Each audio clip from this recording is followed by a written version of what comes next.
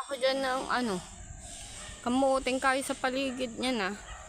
Huwag yan nag-extend pa ha. Mama. Pati ako napapunta tuloy dun. Napatanim tuloy ako. Mama. Para pigilan yung paglaki ng taniman nito. Sasakupin na niya dun. Tinaniman ko na ng kamuting kahoy yan. Harang. Kasi yung mga tubo pinagtatabas na. Magagamit yan pagka naggera eh. Pag walang makain yan, tubo ang makakain, mabilis. Hindi na kailangan magluto. Mama. Wala nang sahog-sahog, kain ka agad oh. Pantawid gutom yan eh. Dapat di tinatanggal yan eh. Lalo ngayon krisis.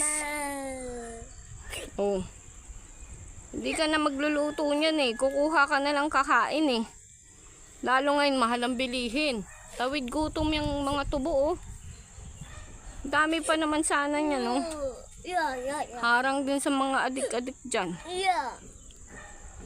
Tinanggal. Yeah. Ay naku.